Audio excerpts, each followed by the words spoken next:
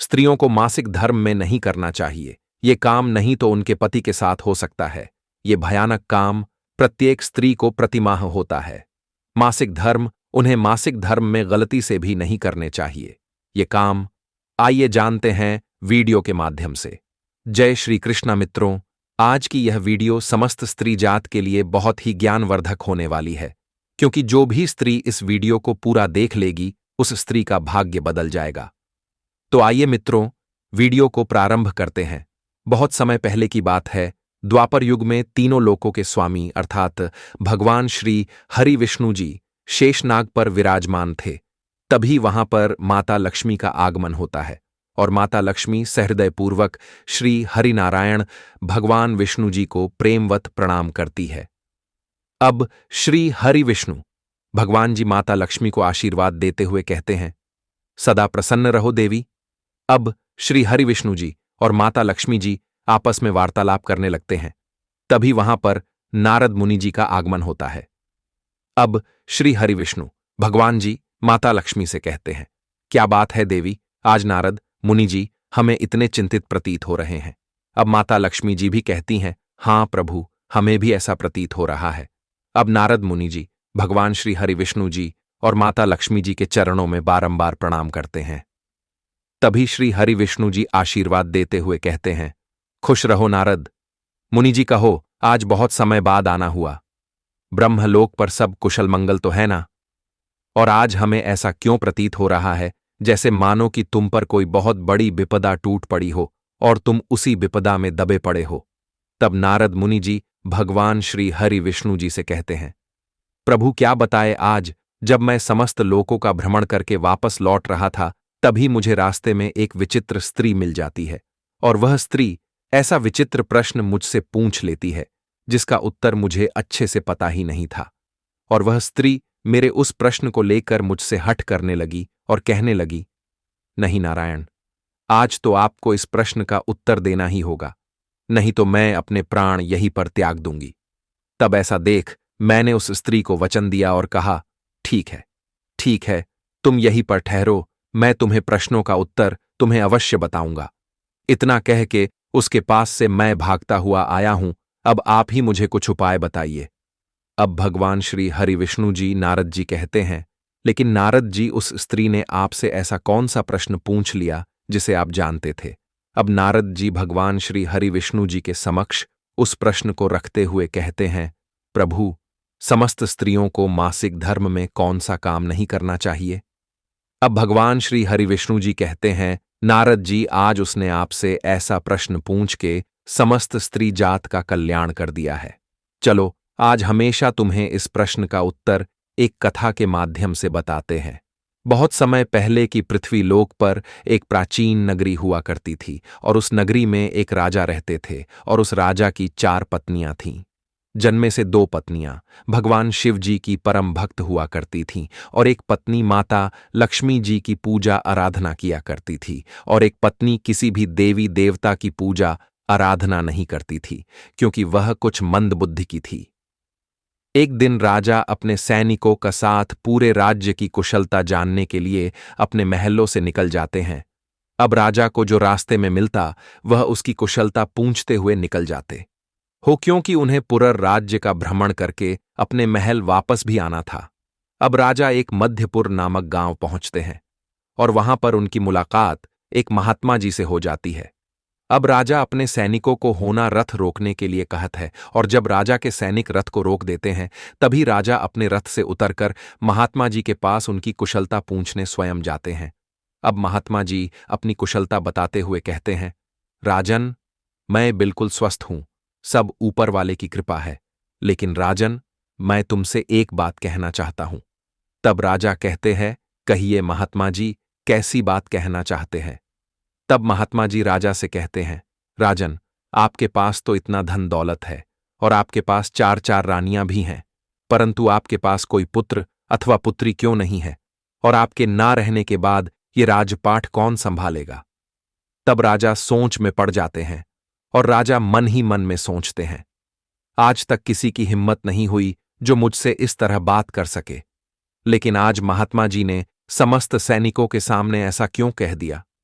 अब राजा मुस्कुराते हुए महात्मा जी से कहते हैं, सब ऊपर वाले की कृपा है, जब जो होना होगा वो हो जाएगा। अब इतना कह के राजा अपने सैनिकों के साथ वहां से अपने महल के लिए निकल जाते हैं। अब इधर राजा की चारों पत्नियां महल में राजा के आने का इंतजार कर रही थीं, क्योंकि राजा बिना कुछ बताए ही महल से चले गए थे। अब बेचारी राजा की पत्नियां राजा की राह देख रही थीं, लेकिन तभी राजा का आगमन महल में उनके सैनिकों के साथ होता है। अब राजा की चारों रानियां राजा को महल में देख प्रसन्न हमेशा जाती है। अब राजा अपने रथ से उतरते हैं और बिना कुछ बोले हुए ही अपने कक्ष में चले जाते हैं। अब राजा की चारों रानियां सोच में पड़ जाती हैं और एक दूसरे से कहती हैं, आज राजा को क्या होगा, जो बिना कुछ बताए ही अपने कक्ष में चले गए और आज उनके चेहरे पर रौनक भी नहीं थी। अब राजा की चारों पत्नियां राजा के सैनिकों के पास जाती हैं और राजा की खामोशी के बारे में पूछती है, लेकिन राजा ने अपने सैनिकों को कुछ भी बताने से मना किया हुआ था। इसीलिए सैनिक राजा की खामोशी के बारे में कुछ भी नहीं बताते हैं।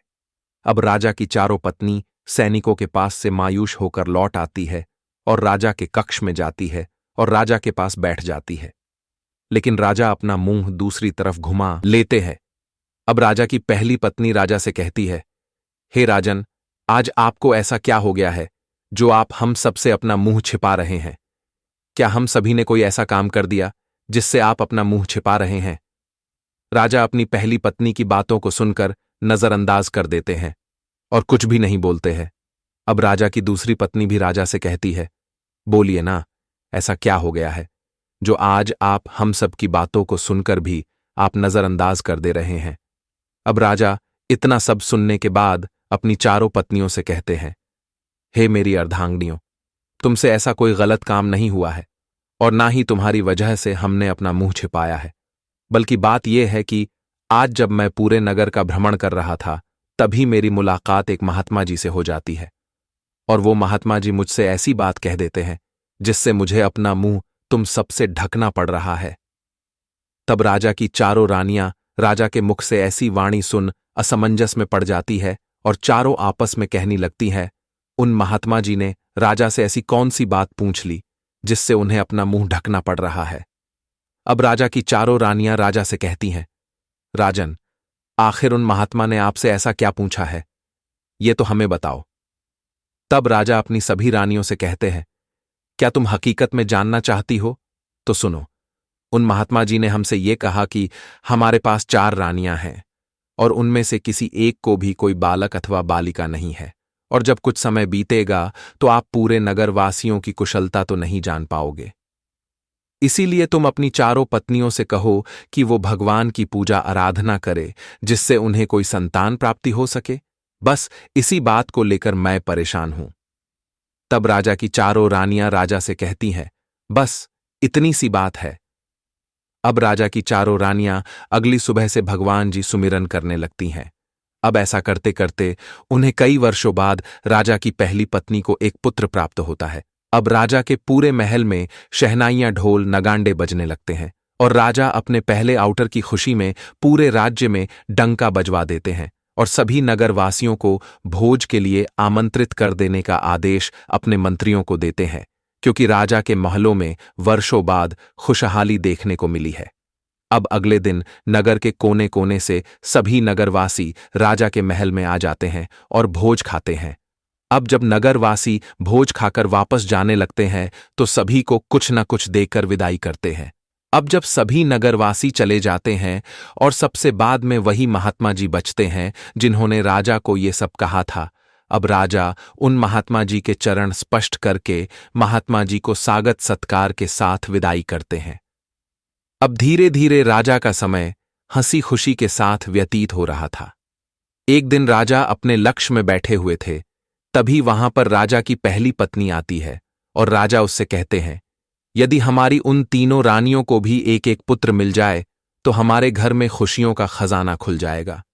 अब राजा की पहली पत्नी इतना सुनने के बाद राजा से कहती है, ये सब तो ऊपर वाले की देन है, कब किसको क्या देना है ये सब हम स्त्रियों के हाथ में नहीं होता है, अर्थात जब देना होगा भगवान अवश्य दे देंगे, हमें मांगने की जरूरत नहीं पड़ेगी।